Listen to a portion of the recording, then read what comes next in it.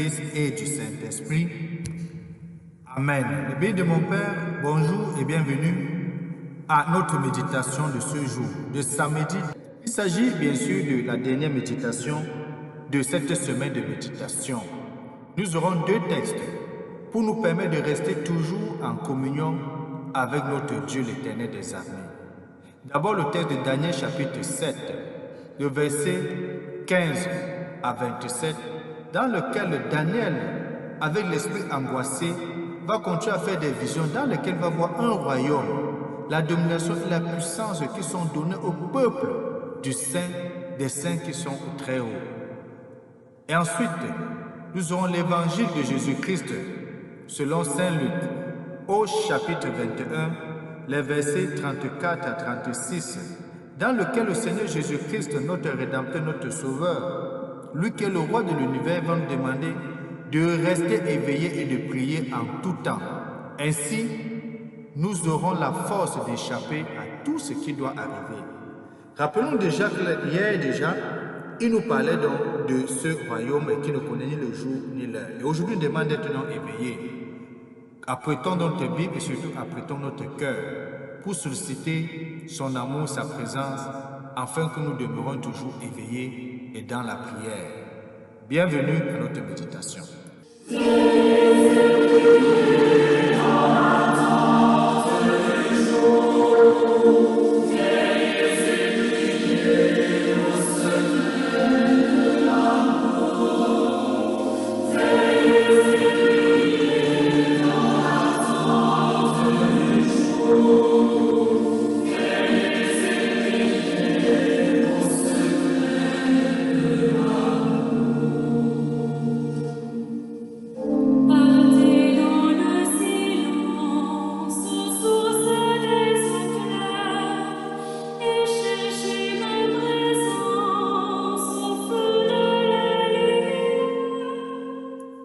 Veillons et prions et tournons nos sens à l'intérieur.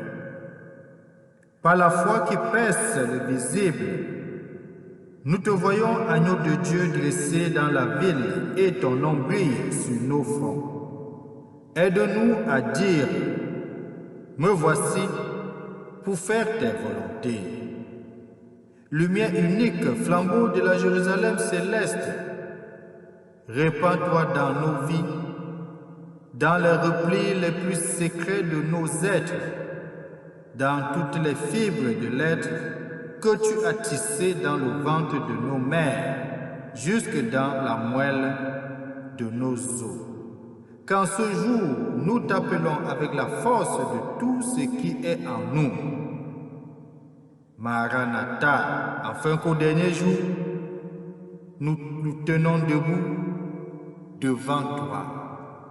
Merci pour cette semaine que tu nous as donnée pour que nous puissions l'achever, cette semaine de méditation. Merci déjà pour le week-end que tu vas prendre le contrôle total, que tu vas préserver pour nous, pour que nous puissions passer un excellent week-end.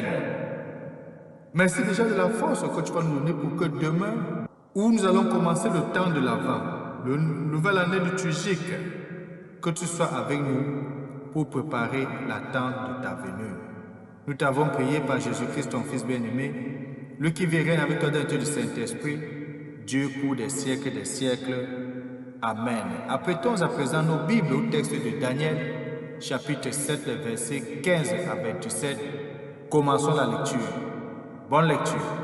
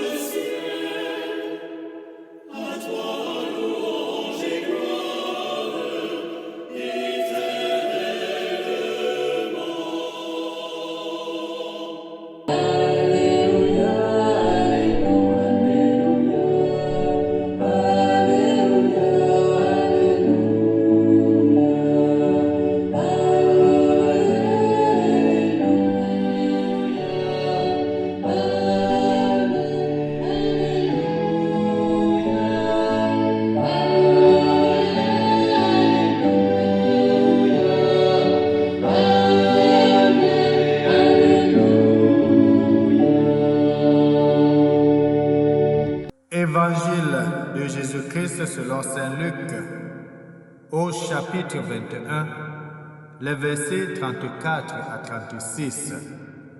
En ce temps-là, je disais à ses disciples, « Tenez-vous sur vos gardes, de crainte que votre cœur ne s'alourdisse dans les beuveries, l'ivresse et les soucis de la vie, et que ce jour-là ne tombe sur vous à l'improviste, comme un filet.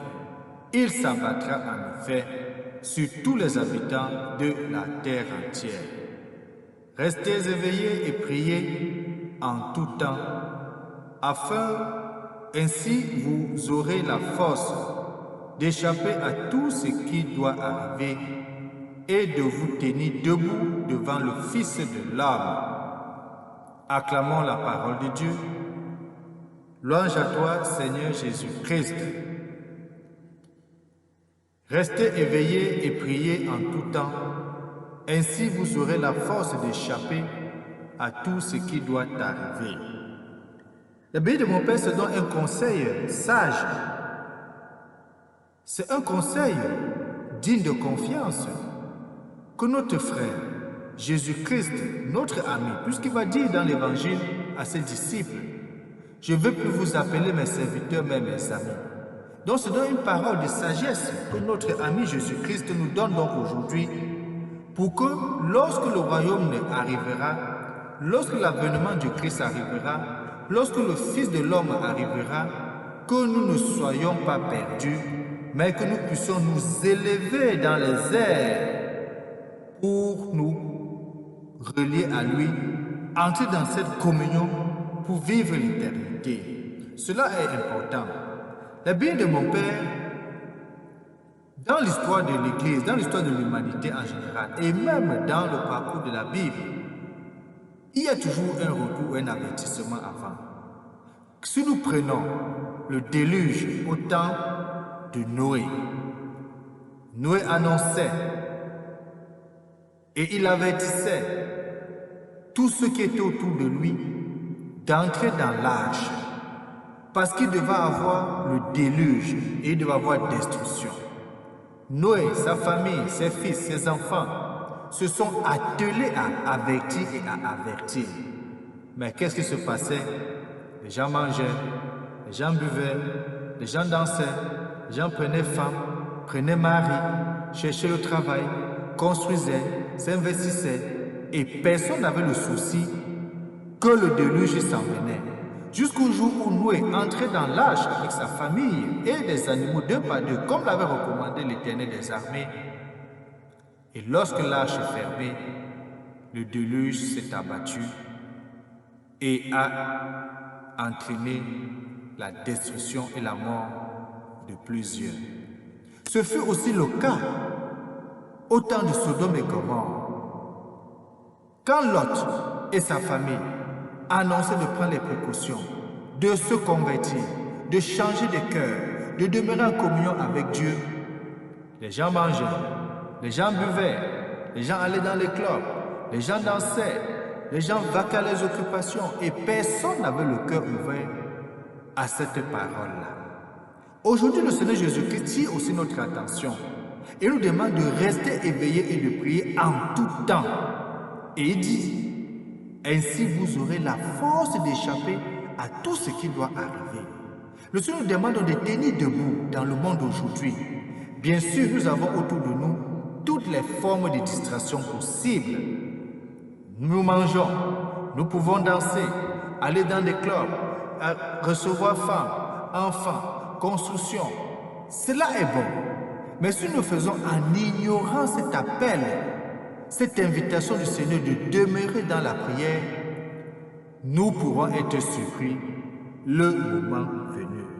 Et d'où vient donc la lourdeur du cœur que nous avons, de ce que le monde présent nous envahit trop avec ses soucis, ses défis, ses déceptions, ou plus intimement, de la façon dont nous abordons la réalité. Ne mettons-nous pas souvent une grande distance entre Dieu et le monde? Et ne faisons-nous pas comme si ici-bas, nous étions livrés à nous-mêmes, réduits à affronter la réalité avec nos seules forces? Si Jésus-Christ aujourd'hui dans l'évangile bien de mon Père place la prière au cœur de la réalité, il ne se trompe nullement sur la dureté de celle-ci. Il demande aux disciples et à nous aujourd'hui de rester éveillés en priant. Et Jésus dit que cette recommandation veut en tout temps. Ce n'est pas seulement pour une parcelle de moment. Nos prières devraient être plus que des cris d'un instant. Elles devraient durer, quelles que soient les circonstances, quel que soit le lieu où nous nous trouvons. Mais si nous prions ainsi, aucune réalité ne pourra se fermer sur nous-mêmes. Le cœur restera léger. Jésus lui-même portera en nous ce qu'il aura à assumer. Certes, une telle prière suppose qu'on sache résister aussi bien aux appétits excessifs qu'aux besoins d'évasion. Le véritable enjeu est pourtant ailleurs. Il se situe au plan de la fidélité. Quand Jésus est encore en agonie, se voyant abandonner des siens, serons-nous vraiment demeurés avec lui et rester vigilants jusqu'au bout, vigilants dans la prière, vigilants dans l'écoute de la parole, vigilants dans l'interprétation des Écritures, vigilants dans l'annonce de la parole, vigilants dans la paix, dans l'amour, dans l'harmonie entre nous, frères et sœurs, vigilants dans la construction d'une famille forte qui est en paix avec Jésus-Christ. Voilà les bénis de mon Père, ce à quoi le Seigneur nous appelle. Et cela est fondamental et important. C'est pour cela que demain dimanche, une fois de plus, où nous allons commencer le premier dimanche du temps de l'Avent, où cette attente où Jésus-Christ, Dieu fait chef, va venir au milieu de nous. C'est pour cela donc que demain dimanche, je renouvelle une fois de plus cette invitation. Que chacun de nous, les bénis de mon Père, nous prenons des dispositions dès à présent, que nous marquons dans notre agenda. Quoi que nous allons faire, de ne pas être comme les gens de la période de Noé, de ne pas être comme les gens de la période de Lot, d'être des gens d'aujourd'hui déjà avertis par l'Éternel des armées, par notre frère Jésus-Christ, à demeurer dans la prière. Allons donc demain prier, communion au corps et au sang de Christ, qui nous a mis en garde de demeurer en prière. Et prenons donc dans la force et l'Esprit Saint nécessaire pour nous le discernement de demeurer fidèles à ses enseignements. Et qui nous bénisse donc au courant de cette journée, lui qui est Père, Fils et Saint-Esprit. Amen. Bon samedi, bon week-end, bonne année liturgique et à lundi.